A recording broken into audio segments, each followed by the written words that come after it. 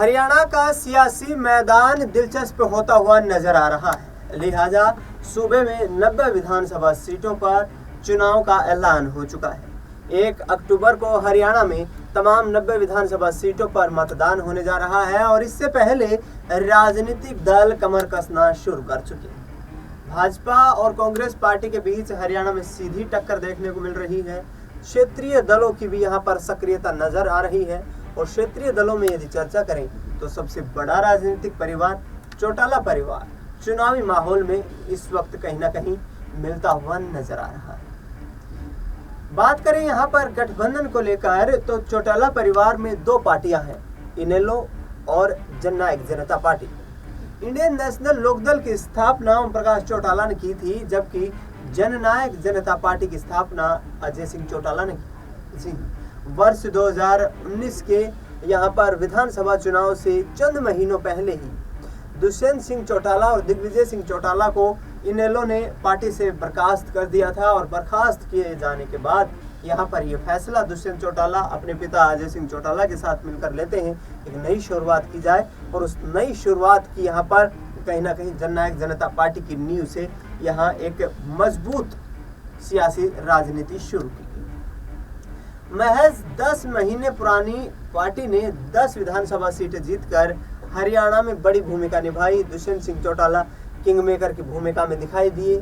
4.5 साल तक भारतीय जनता पार्टी के साथ सरकार चलाते हुए नजर आए, लेकिन 2024 के लोकसभा चुनाव में भारतीय जनता पार्टी और जननायक जनता पार्टी के बीच राजनीतिक गतिरोध शुरू हो गया। लोकसभा चुनाव से ठीक पहले बीजेपी ने यहाँ पर मुख्यमंत्री का परिवर्तन कर दिया।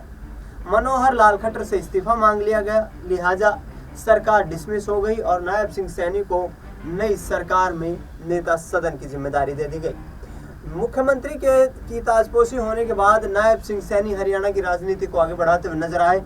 दुष्यंत सिंह चौटाला और उनकी पार्टी सत्ता से रुखसत हो गई, लेकिन ऐसे में आने वाले वक्त के विधानसभा चुनाव को साधने के लिए दुष्यंत चौटाला ने एक नया पैंतरा चल दिया है।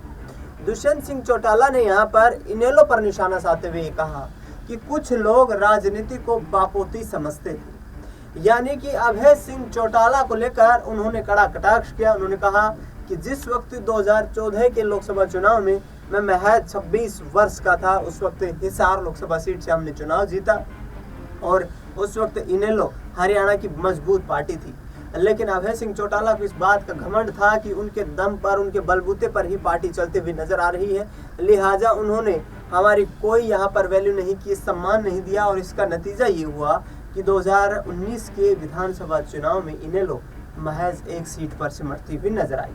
अब दुष्यंत चौटाला की पार्टी जननायक जनता पार्टी ने आजाद समाज पार्टी के साथ गठबंधन कर लिया है। हरियाणा में 90 में से 17 ऐसी सीटें हैं जो कि एससी वर्ग के लिए आरक्षित हैं और 20 सीटों पर यहाँ आजाद समाज पार्टी चुनाव लड़ती हुई नजर आएगी।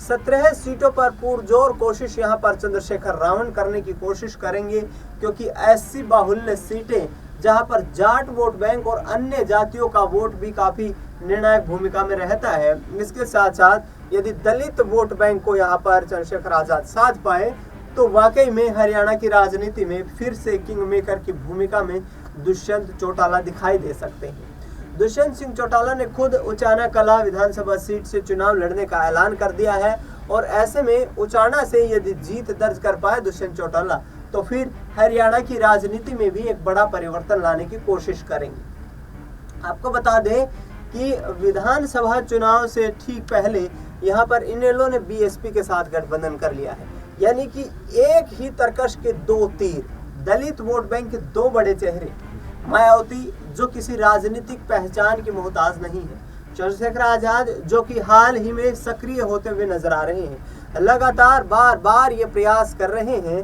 कि जिस तरीके का माहौल दिखाई दे रहा है इस माहौल को परिवर्तित करते हुए यहाँ पर हरियाणा की राजनीति में एक बड़ा सियासी खेल खेला जाए।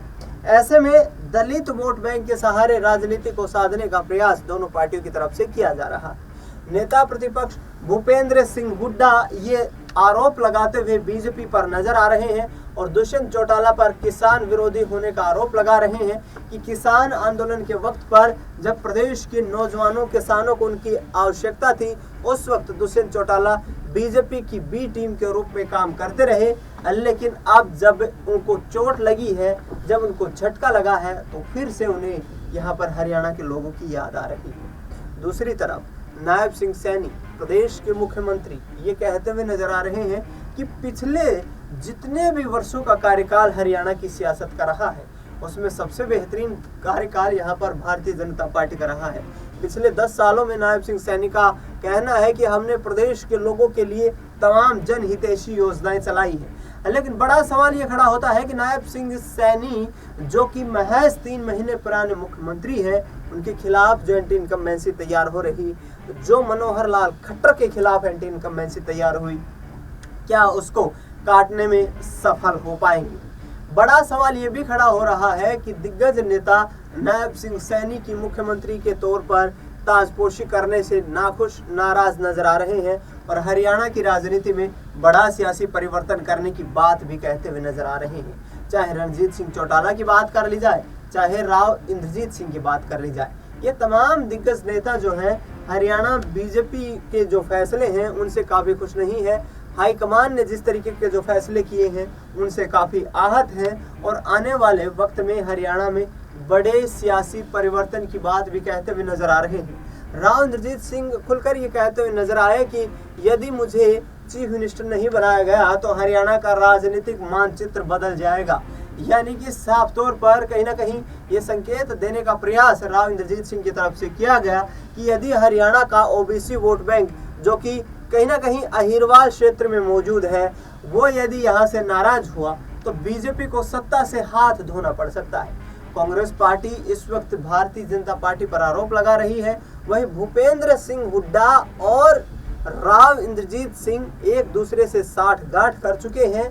ये बात भी बीजेपी के कई उनके विरोधी नेता लगा रहे हैं, कहते हुए नजर आ रहे हैं, जो कि राव इंद्रजीत सिंह की कार्यशैली से खुश नहीं है या उनके राजनीतिक विरोधी हैं। ऐसे में देखना ये होगा कि हरियाणा की राजनीति में बीजेपी किस तरीके से तीसरी बार जीत दर्ज करके हैट्रिक लगा पाती है या फिर कांग्रेस पार्टी यहाँ पर 10 सालों के सूखे को खत्म कर पाएगी। बड़ा चैलेंज, बड़ी यहाँ पर कहीं ना कहीं मुश्किलें दिखाई दे रही हैं और ऐसे में आने वाले वक्त की राजनीति काफ़ी गंभीर होती हुई नजर आ रही है। इस पूरे मुद्दे पर आपकी क्या राय प्रतिक्रिया हमें कमेंट बॉक्स में जरूर बताएं।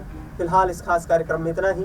देश दुनिया की तमाम बड़ी खबरों के लिए आप देखते रहिए SPN 9।